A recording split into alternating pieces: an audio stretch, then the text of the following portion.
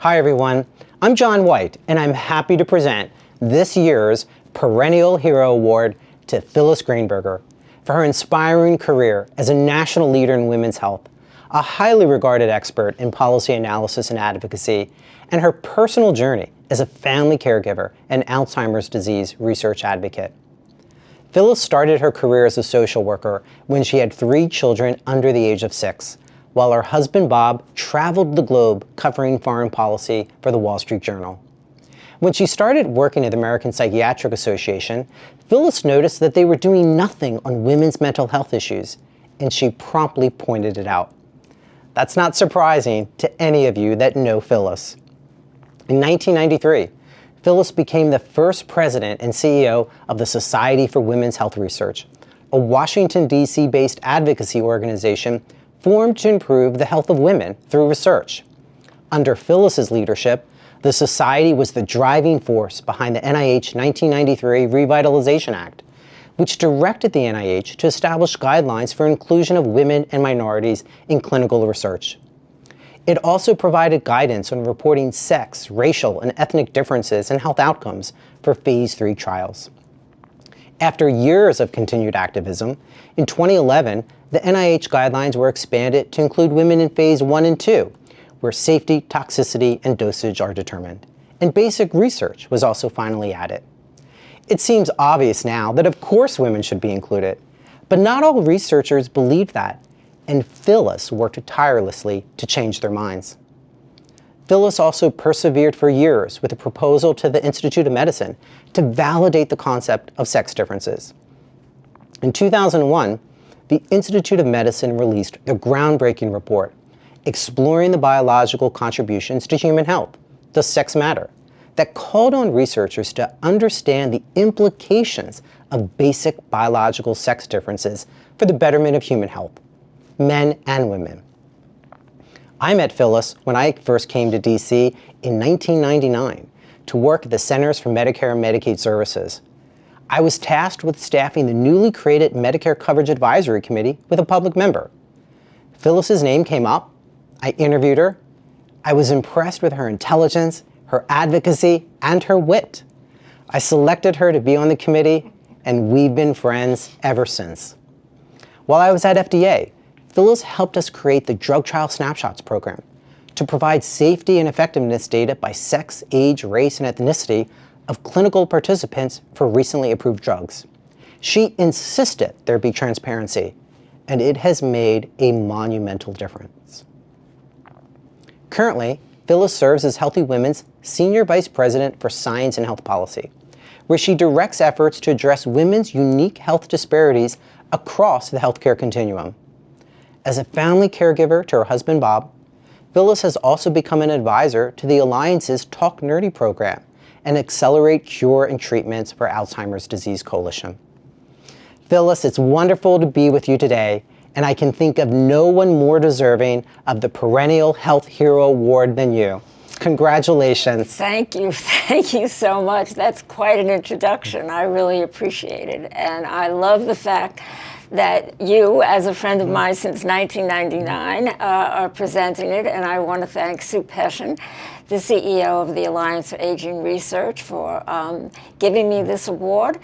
And I love working with the Alliance, and I love the work that they're doing on ACT-AG to promote research in Alzheimer's for obvious reasons. Well, we have this beautiful award, yes, but we're also in this beautiful room. We're in your home. Thank but I want to ask you, you've worked on this issue of sex differences for nearly 40 years.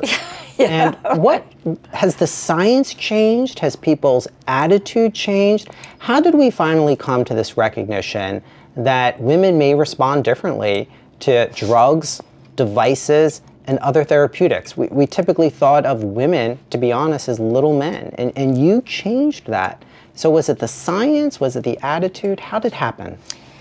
Well, it was the science, but there were instances where it was obvious or became obvious once people looked.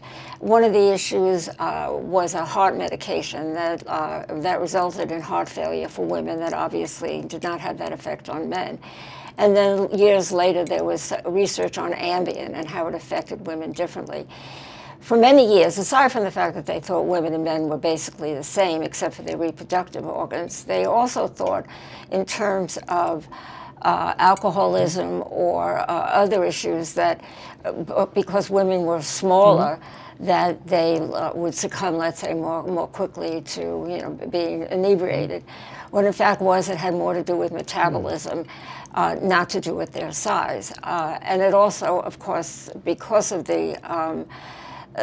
finally the noticeable differences in terms of the medications, people started taking notice. But I think what's interesting to me now in this day and time is that the COVID experience has really brought to the fore the importance not only of clinical trials and also an education in clinical trials, which at the time I started, and we did a video on it, asking people on the street what a clinical trial was, and nobody knew what one was. I think people know what a clinical trial is now. And I think I'm always sort of amused when I see that there's a difference between men and women and the vaccine works differently, and that Black women or Asian women have different responses. And it just, it's, to me, it's sort of, great, finally we're here. But we still have a long way to go. What are the issues that you see that are facing women as they age? What are those typical health issues that we haven't addressed enough?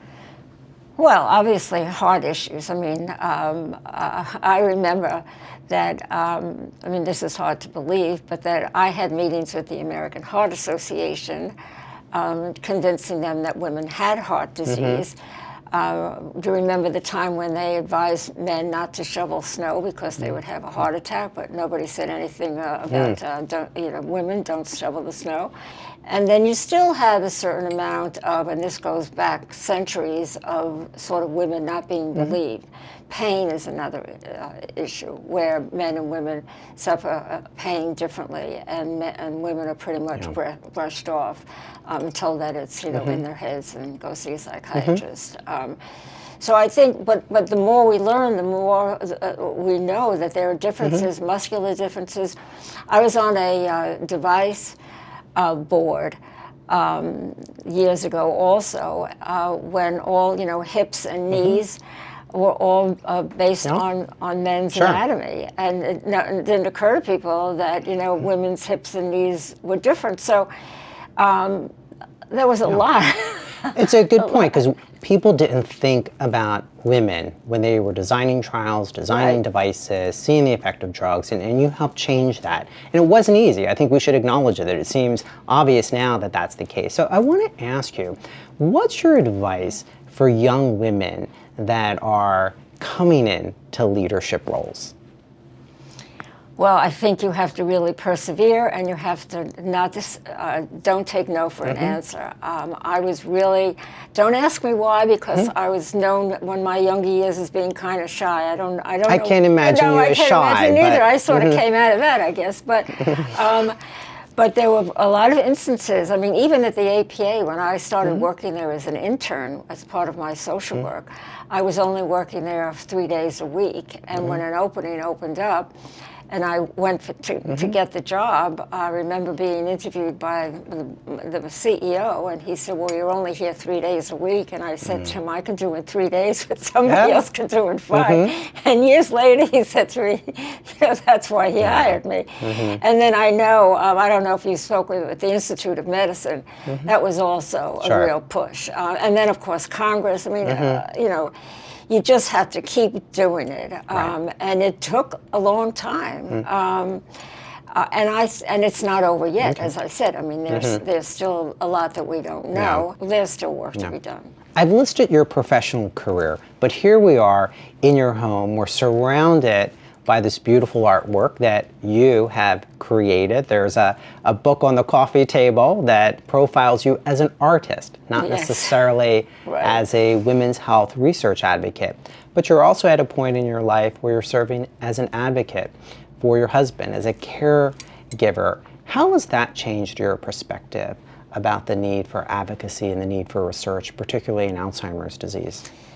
Well, obviously in Alzheimer's disease, I'm nervous about my family.